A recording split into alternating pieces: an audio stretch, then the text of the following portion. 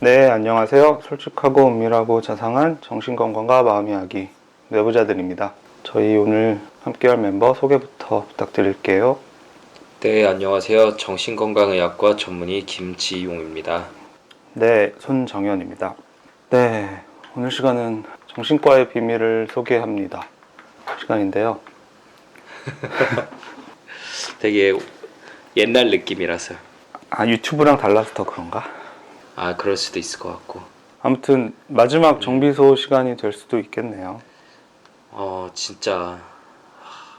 이거 옛날에 정비소 이름 짓는 것도 되게 힘들었는데. 맞아. 막 맨날 며칠 막 후보 한 10개씩 그- 내놓고 투표하고 막 그랬던 것 같은데. 규영이가 지었었나? 맞아요. 결국에는 허규영이 지었던 기억이 나네요.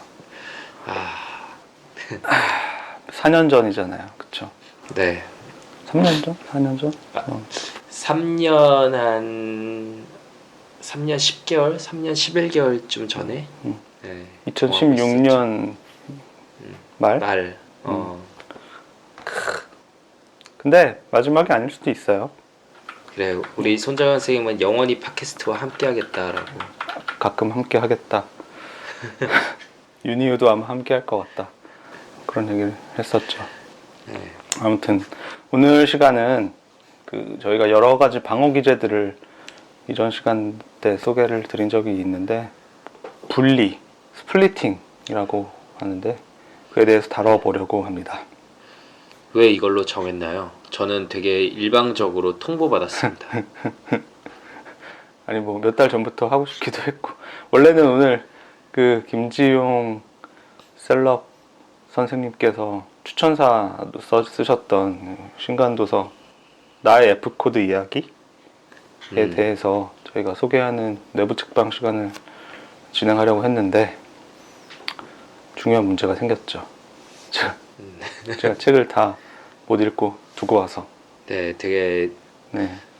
책을 놓고 왔다 라면서 되게 속 보이는 핑계를 대길래 네.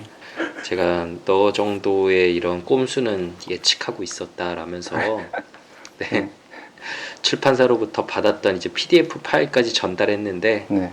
네, 아무에게도 주지 않던 그 파일을 손정현 선생님한테 나눠줬는데 네.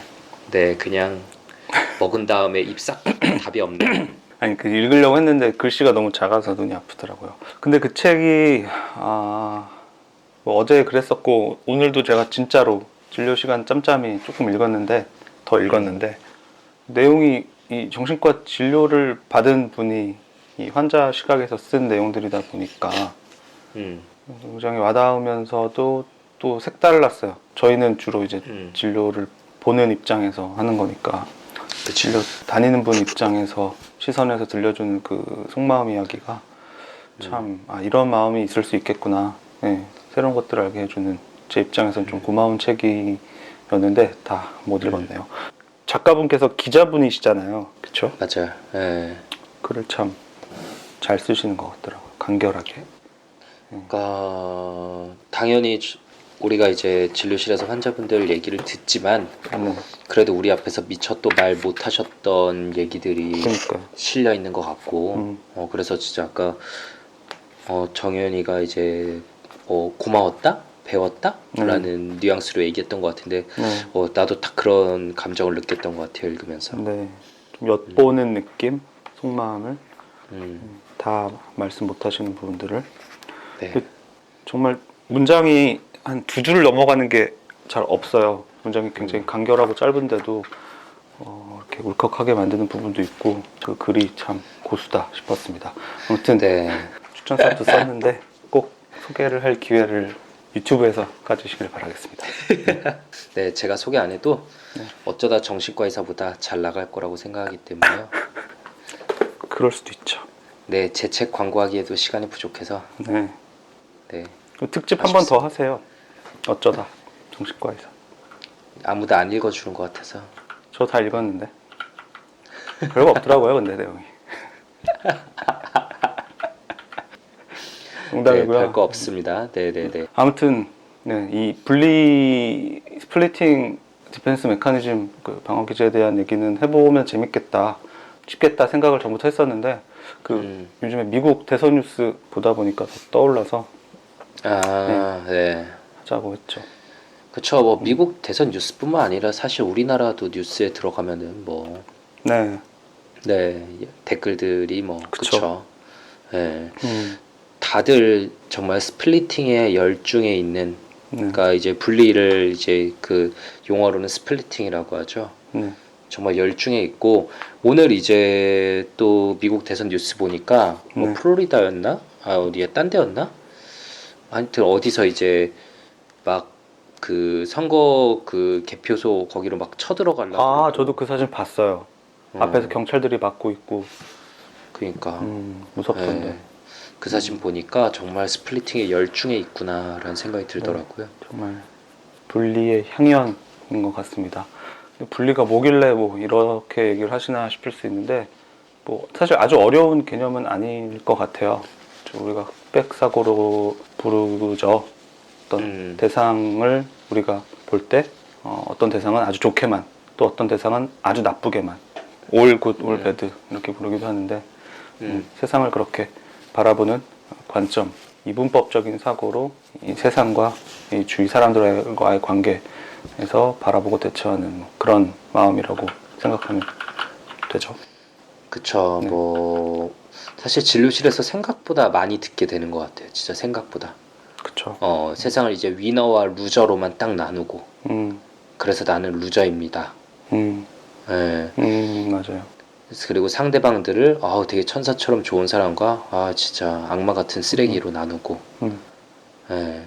그쵸. 그리고 승리자와 패배자, 뭐 강자와 약자, 선과 악, 뭐 문명인, 야만인 다 이렇게 뭔가 극단적으로 흑백으로 나눠버리는 게 그 경향이죠.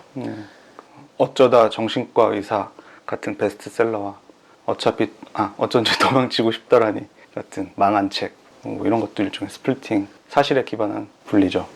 지금 정현이가 얘기한 것 같은 게 진짜 극단적인 스플리팅이죠. 극단적인 스플리팅. 사실에 기반한. 이렇게 큰 스펙트럼에서 보면 거기서 거기 있는 거를 그쵸. 진짜 말 그대로 거기서 거기인데 그거를 나누면서 또 이제 쟤는 성공했고 나는 이렇게 하는 게 극단적인 스플리팅이죠. 그렇습니다. 저희가 자주 또 말씀을 드렸던 이상화와 평가절하라고 하는 방어 기제와도 많은 부분 뭐 겹치기도 하고 유사한 점이 있는 그런 방어 기제죠. 어떤 사람을 천사처럼 봤다가 악마처럼 평가절하는 뭐 그런 마음인데 이 두 가지 다 원시적 방어 기제, 그러니까 미성숙한 방어 기제에 해당을 합니다. 이 분리 방어 기제라는 건 사실 아이들은 다 사용을 하고 있는 분류법이죠. 2살 전후의 아이들은 모두가 세상을 이분법으로 분리해서 바라보거든요.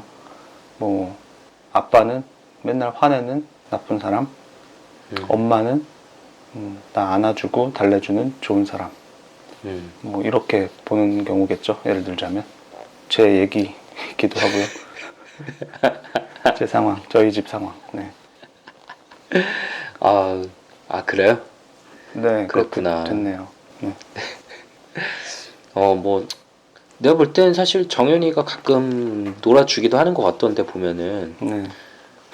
근데 이렇게 가끔만 놀아주면 화내는 아빠와 놀아주는 좋은 아빠 중 뭐가 진짠지 이제 혼란에 빠지죠.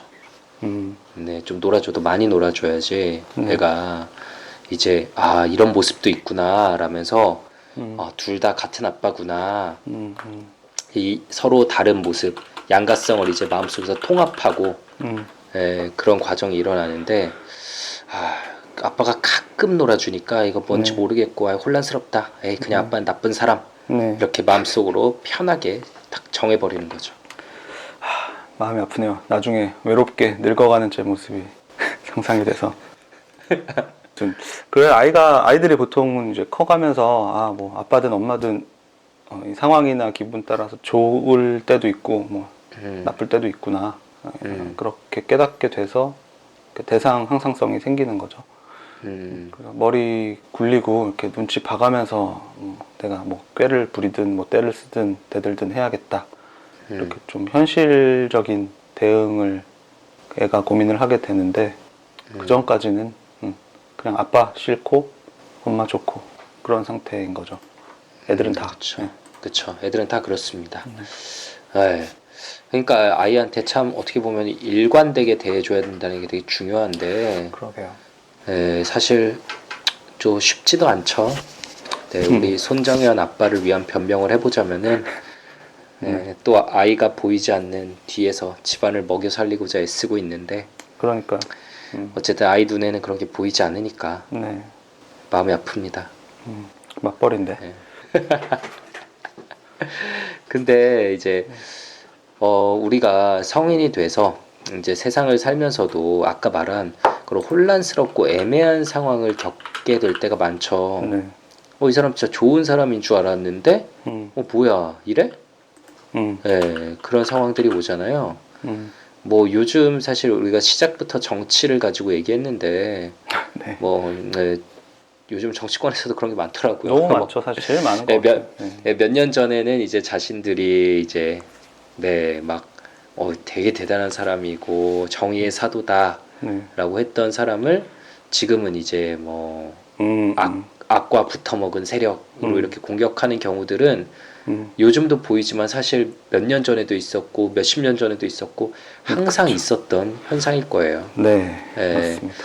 근데 어쨌든 이런 혼란스럽고 애매한 상황을 겪게 될 때 어쩔 수 없이 당황스럽고 불안한데 그런 모순되고 혼란한 정보들을 그냥 깔끔하게 처리하기 위해서 사용하는 좀 미성숙한 방어 기제가 분리입니다.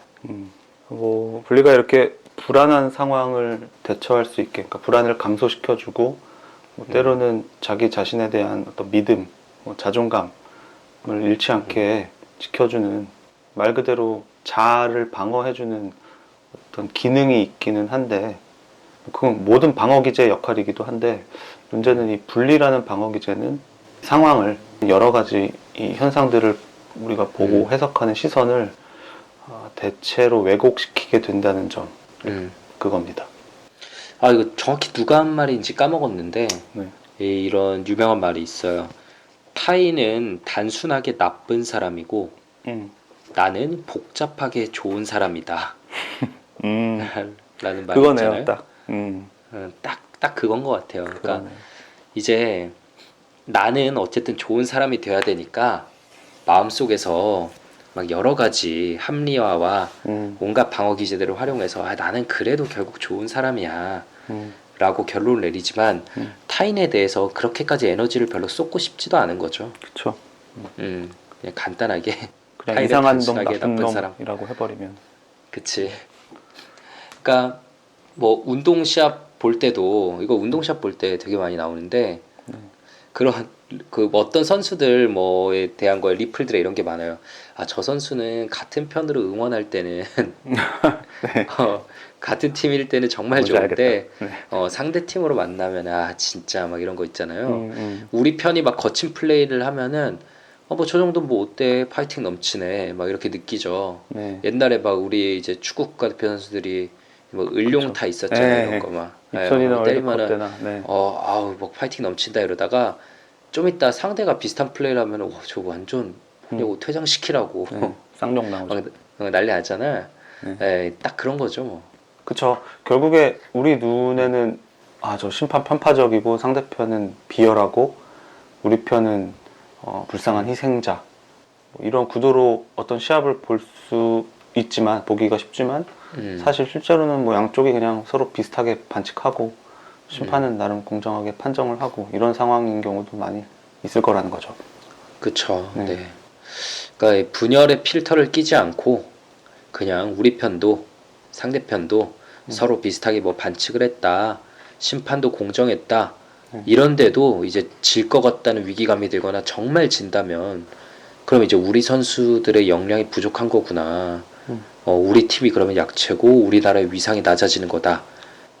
그러면 한 단계 더 나가면 결국 내가 속하고 애착을 가진 대상, 나와 이제 어떻게 보면 동일시에서 보고 있던 그런 대상에 대한 긍정적인 이미지가 무너지는 거니까 우울하고 불안해지죠. 자존감도 낮아지고요. 역시 농구부 주장님이시다 보니까 좋은 예를 들어주셨고요. 좀 극단적인 경우가 훌리건들이지 않을까 싶어요. 우리 편 지면 불 지르잖아요.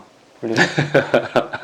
있을 수가 없는 일인 거죠. 그 사람들 네. 마음에는. 그냥 뭐 그렇게 불 지르고 난동 부리는 게 좋은 훌리건도 있겠지만 분명히 이제 우리 편은 이겨야만 한다.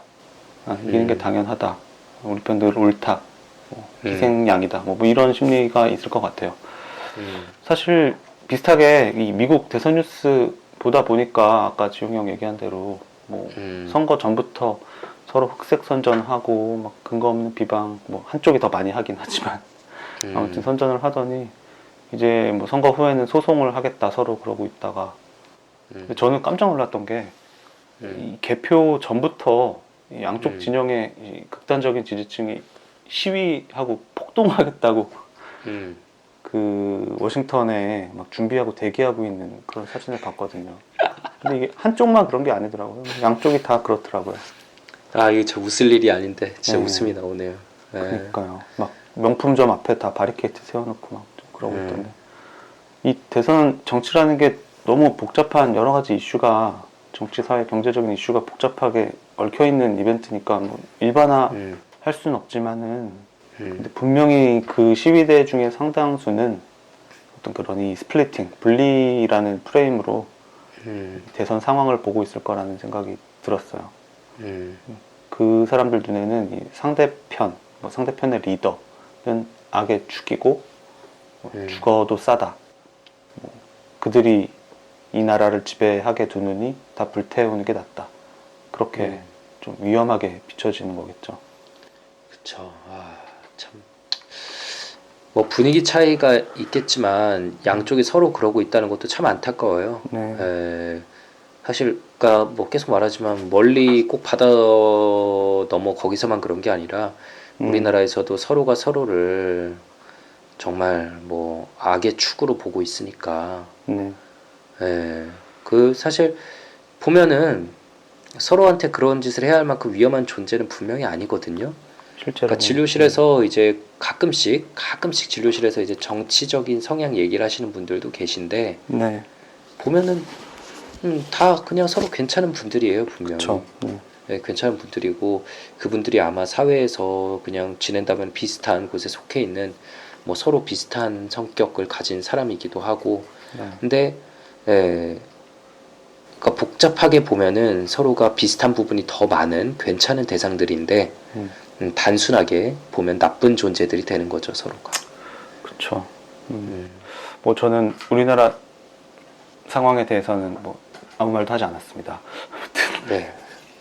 아무튼 미국 쪽 상황 잘 모르지만 뭐 역사적인 맥락도 있겠죠. 뭐 흑인 차별이라거나 뭐 여러 가지 이유가 있을 것 같은데 그 사진이 저는 그 시위대가 스탠바이 하고 있는 사진이 굉장히 인상적이었고 근데 이 분리라는 거는 뭐 말씀드렸다시피 정말 미성숙하고 대표적으로 원시적인 방어 기제이기 때문에 이걸 메인 어떤 방어 기제로 사용하는 사람의 삶이 그다지 건강하다고 볼 수는 없어요, 절대로. 사실 이 분리, 이 이분법적인 관점이 이 살면서 세상이나 자기 자신에 대해서 이 일관되고도 변덕스럽게라는 표현을 쓰거든요. 이 인격장애 설명할 때 일관되고도 변덕스럽게 이 분리 그리고 이상화와 평가절하를 적용하게 될 때 정말 파괴적으로 나타나게 되는 질병이 이 경계성 인격장애죠. 그쵸. 네, 이제 경계성 인격장애는 저희가 여러 번 끝판왕. 얘기했지만 네. 유기불안이 핵심이죠. 유기불안, 공포 그 핵심이니까 버림받는 거에 대한 어마어마한 두려움이 있다 보니까 내가 이제 중요하다고 여기는 사람한테서 혹은 집단에게서 작은 실망이나 뭐 거절, 심지어 조금 날 버리는구나 이런 의심이 들 만한 단서만 보게 돼도 예를 들면 뭐 친구가 2번 연속 전화를 안 받았다. 혹은 이전 병원 정신과 선생님이 내가 뭐 이렇게 해서 예약 바꿔달라고 했는데 시간이 없다면서 안 해줬다. 이런 경우에 바로 그 상대를 평가절하하게 되고 감정이 폭발하기 쉽죠. 그러니까 내가 버림받을 것 같으니까 차라리 먼저 버리는 게 낫다라는 쪽으로 이렇게 행동하게 되거나 아니면 그 순간에 그 불안과 공포를 어쩔 수 없어서 폭발적인 감정으로 나오는 거죠. 화로 나오거나. 네. 결국 이런 불안정함 때문에 또 실제로 버림받는 경우도 생겨요. 왜냐면 상대방이 지치잖아요. 그쵸. 예, 계속 너 바람 피려는 거지, 너 이거 하는 거지 계속 말을 하면 처음에는 그런 거를 받아주던 이제 상대방도 나중에는 진짜 더 이상 견디지 못하고 예, 이런 불안정함 때문에 실제로 버림받는 경우도 생기고요. 그러면 아, 역시 나는 또 사랑받을 자격이 없는 쓰레기야 이렇게 느끼면서 자해를 하게 되거나 다른 뭐 자기 파괴적 행위를 많이 하게 되기도 하고요. 근데 그러다가 또 이제 다른 새로운 대상이 눈에 들어오죠. 그래서 그런 새로운 작은 호감이나 애정을 만나면 이런 마음이 뒤집혀서 금방 또 기대고 이상화하죠. 그래서 전에 선생님에게 상처받아서 새로 오셨다는 이야기를 들을 때는 사실은 저희도 되게 조심스럽게 됩니다. 긴장하죠. 예, 예, 긴장할 수밖에 없어요. 예. 그래서 이런 분들은 살면서 이런 경험을 반복하다 보면은 내가 사랑을 할 수 있나? 또 사랑을 받을 만한 사람인가? 이런 혼란.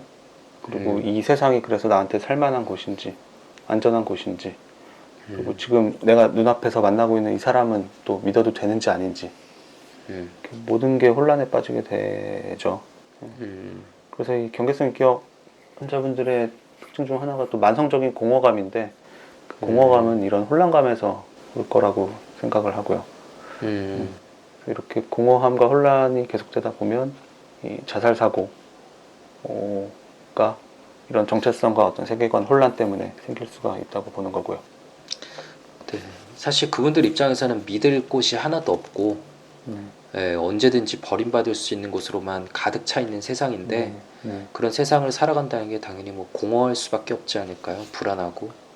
그렇죠. 예.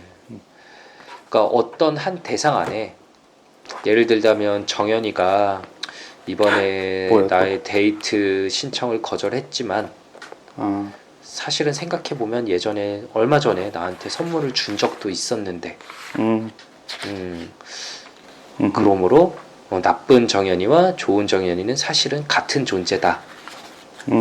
그냥 잠깐 이랬을 때도 있고 저럴 때도 있다 라는 한 대상 안에 좋은 점과 나쁜 점이 공존할 수 있다는 거, 그 양가성과 모순을 이제 인정하고 통합해서 받아들여야 되는데 그게 네, 어린 시절부터 잘 그 과정이 형성되어 오지 못한 분들이 경계성 인격장애의 이제 핵심이라는 거를 얘기하고 있습니다.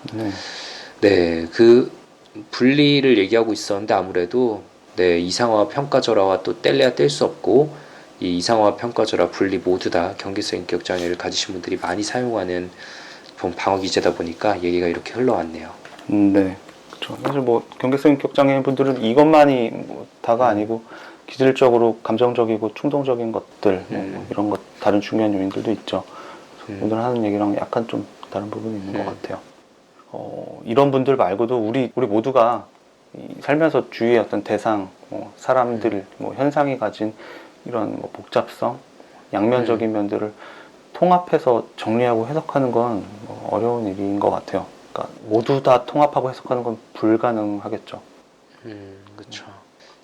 그러니까 참 이게 오늘 저희가 주로 얘기하는 건 어떤 한 개인의 분리 심리라기보다는 물론 그것도 포함되지만 이 우리 사회가 가지고 있는 분리 심리에 대해서 얘기를 하고 있잖아요. 네.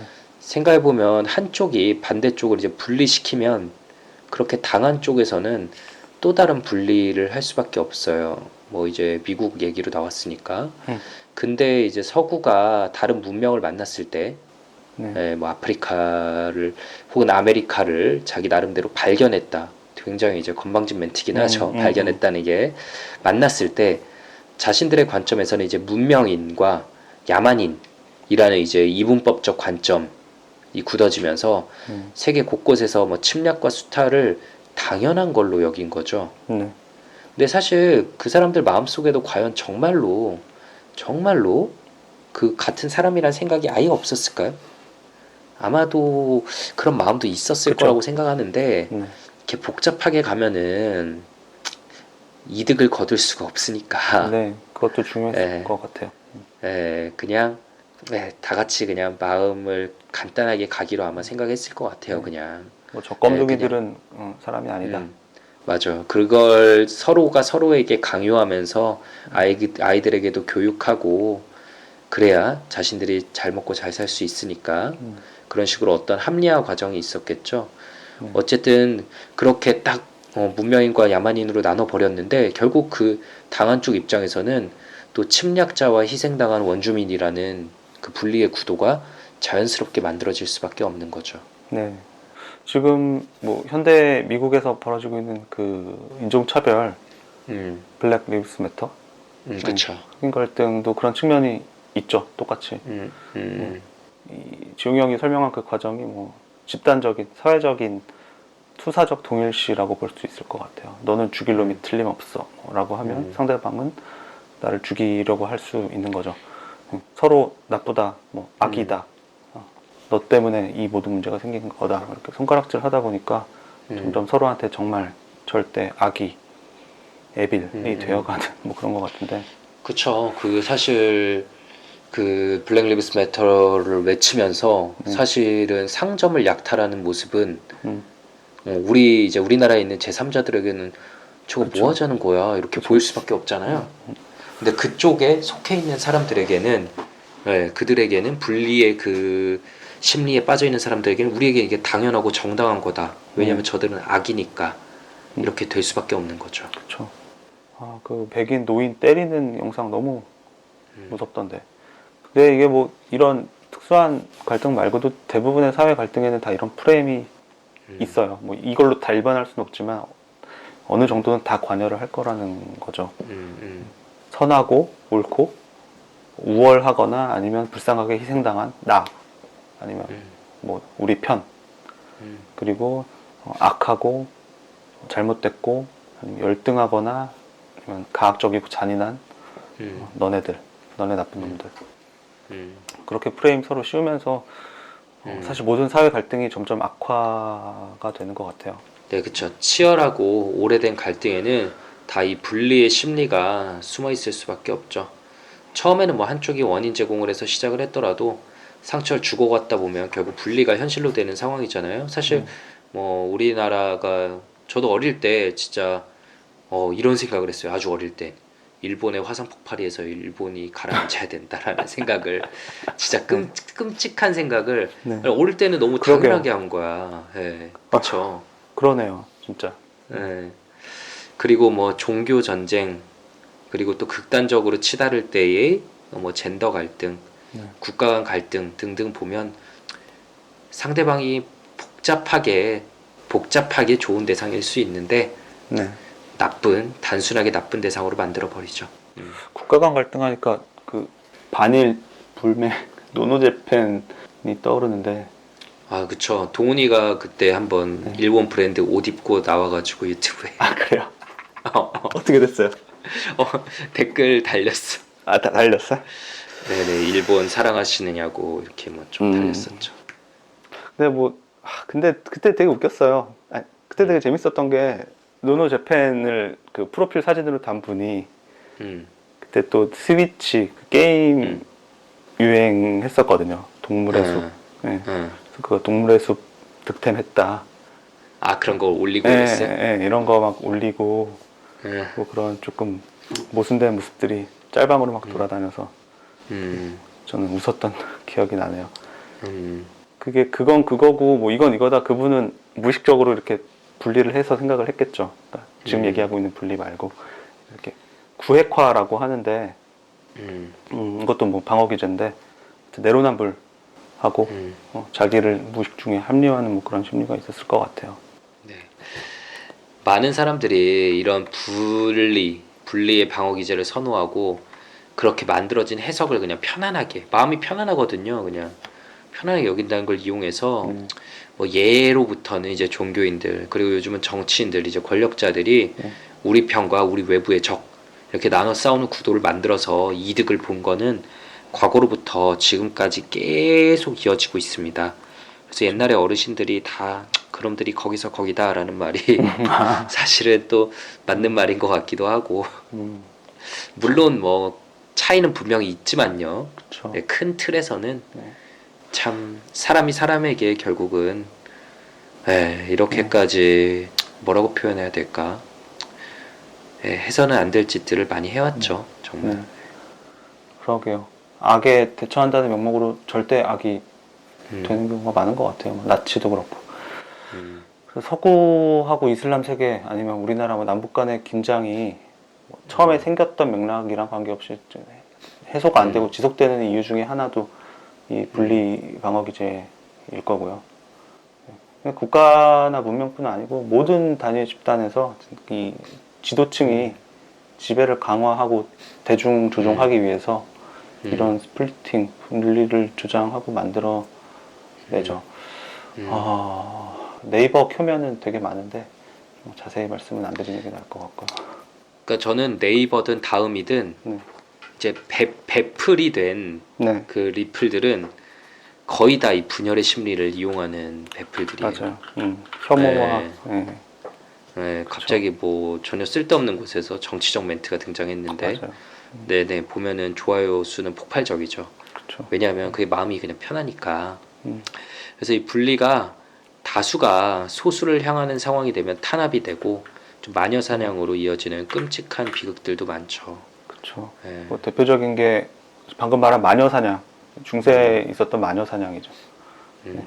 그 힘없고 조금 특이한 뭐 삶을 사는 여성들을 대상으로 어떤 대중의 공포를 해소하기 위한 방편으로 정말 사냥을 했던 뭐 그런 일이 있었고, 홀로코스트 그 인종 청소 역시 뭐 그런 경우겠죠. 그 당시에 이 독일 사람들, 뭐 유럽 사람들이 불행하고 뭔가 문제를 겪었던 이유가 다 저 유대인들, 교활하고 욕심 많은 놈들 때문이다. 저놈들이 없애야지 세상이 평화로워진다. 이런 스플리팅을 해서 다 죽이려고 한 거잖아요.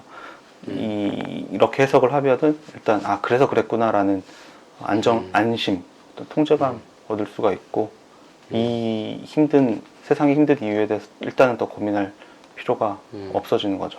쟤네만 다 죽이면 다 해결될 거다 이렇게 믿을 수 있으니까. 네, 할 말 하겠습니다. 많이 떠오르네요. 현대에도. 그쵸. 현대에도 참 많이 떠오릅니다. 특히 이거는 진짜 우리가 뭐 내부자들을 시작한 원인이기도 하죠. 소수자에 대한 차별 중에 이제 정신과 환자에 대한 차별 역시 이제 분리가 제대로 관여한 건데, 일단은 이 정신과 환자라는 이 단어부터 말이 안 돼요. 정신과 약 이 단어부터 말이 안 되고. 그런가요? 우리가 내과 환자, 정형외과 환자 이렇게 부르지 않잖아요. 그렇죠. 맞아요. 그러네요. 갑상선 암 환자, 뭐 당뇨병 환자, 뭐 골절 환자 이렇게 부르지. 그 누구도 이렇게 묶어서 부르지 않아요. 우리 그쵸. 과만 이래, 우리 과만.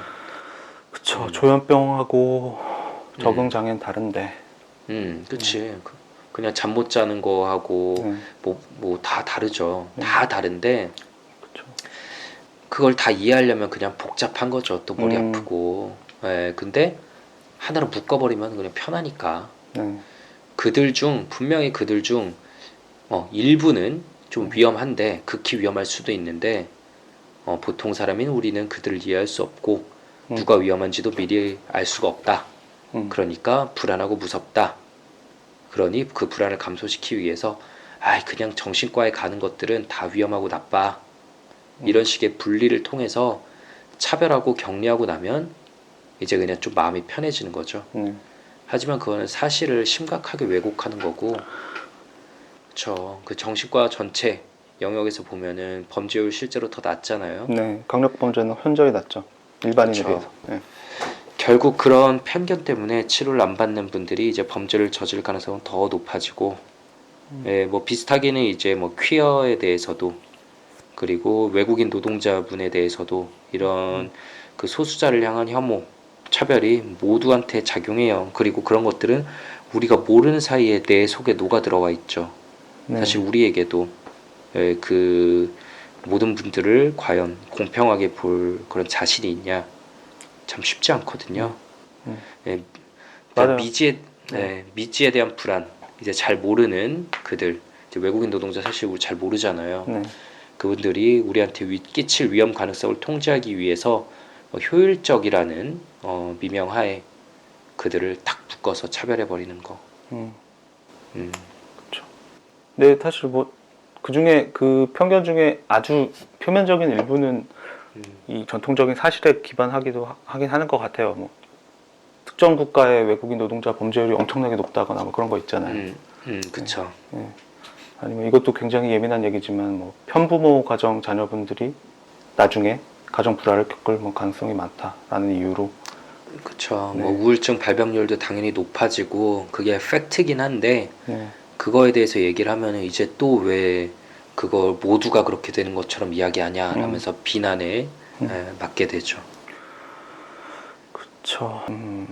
근데 이게 저희가 아까 어떤 기능이 있긴 있다라고 했었는데 사실 개인의 입장에서 어떤 심각한 위험, 어떤 불안에 처해 있거나 이미 어떤 심각한 외상을 겪은 개인의 입장에서는 그 트라우마나 불안에 대항해서 심리적으로 무너지지 않고 버텨가기 위한 어떤 도구로서의 역할을 하기도 하는 것 같아요. 아까 저희가 뭐 시위대 얘기도 하고 했었는데 그 우리나라 이제 얘기를 해보면 광화문에 나와서 극렬한 시위를 하시는 분들 중에는 일부 분들 중에는 뭐 예를 들어서 부장 간첩에게 예전에 가족을 잃었던 이제 노인분도 계실 거예요.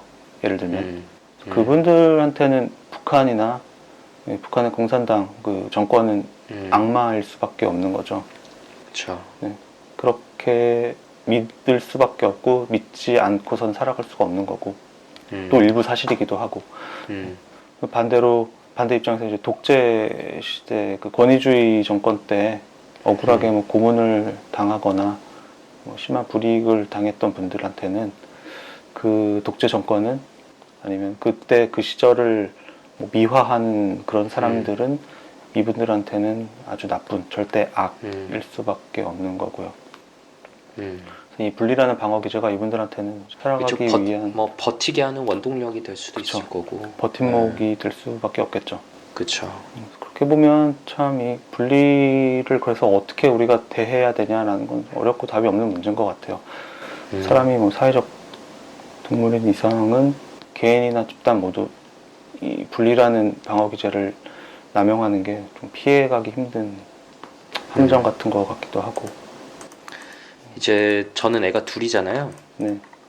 자기네들끼리 이제 막 싸움이 붙으면서 네. 연년생이니까 이제 약간 다툴 때 제일 좋은 방법이 뭔 줄 알아요? 뭐 이제 내가 괴물이 돼서 가는 거야. 아빠가? 아빠 괴물이 돼서 가면 갑자기 둘이 한 팀이 돼서 나를 미친 듯이 때리면서 순식간에 이제 자신들 사이에 그런 불화가 없어져요. 그런 역사책에도 이제, 많이 나오는 얘기잖아요. 그쵸. 너무 효과적인 방법이니까 네. 나는 또 이용할 수밖에 없어요, 이게. 그러게요. 근데 이제 참 그런 면에서 위정자인 사람들에게는 정말 효과적인 무기일 수밖에 없는 거겠죠. 쉬우니까. 네. 그렇죠. 그리고 너무 효과가 직방으로 오니까. 근데 이제 참 역사적인 사회 심리학적인 관점에서 너무 저희가 지금까지 얘기한 것처럼 복잡하고 어렵고 저희는 그거에 대해서 정말 잘 모르는 분야고 그래서 얘기하기가 너무 어렵죠.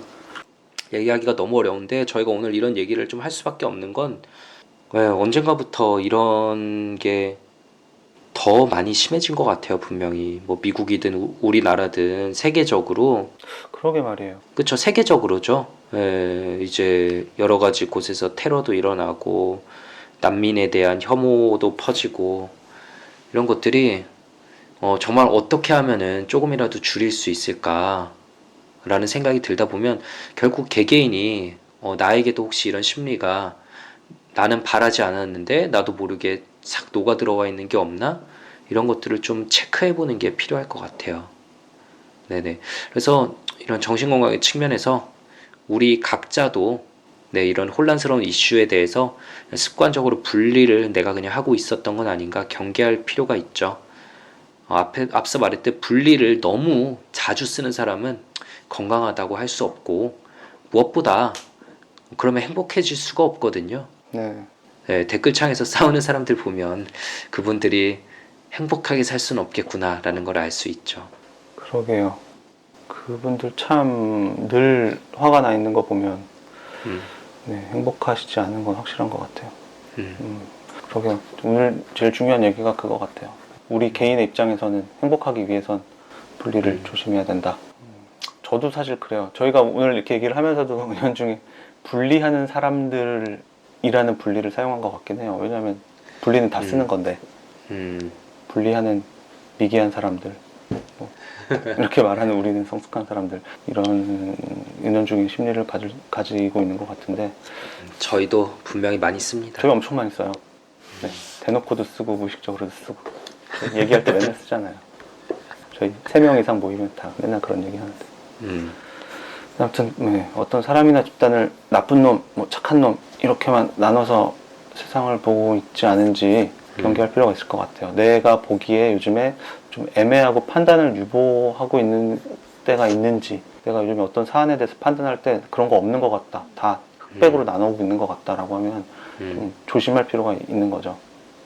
사실은 어떤 때 착하고 어떤 때 나쁜 애매한 놈이 세상에는 훨씬 더 많으니까 네, 흑백 사고를 경계해야 될 것 같아요. 네. 이제 저희 오늘 마지막 정비소 올라가고 나면 몇 번 남았나요? 2번인가요? 아마? 아마 뭔가 하나 더 남았고 그 다음에 다 같이 한번 네. 하는 거 남았죠? 네. 네. 참 신기합니다. 신기합니다. 네, 손정현 선생님 그동안 수고 많았어요. 나 진짜 수고 많았지. 그만두고 싶었는데.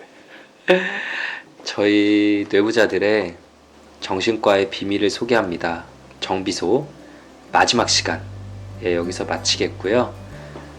저는 뭐 앞으로도 유튜브에서 재밌고 유익한 콘텐츠로 계속 찾아뵙고 있으니 뇌부자들 채널에도 좀 관심을 보내주시면 좋겠고요. 우리 불안요정 손정현 선생님은 가끔씩 너무 불안할 때 팟캐스트에 와서 자신의 불안을 좀 풀고 갈 계획이니까요. 네. 아주 가끔 할 수도 있고 안 할 수도 있고 그렇습니다.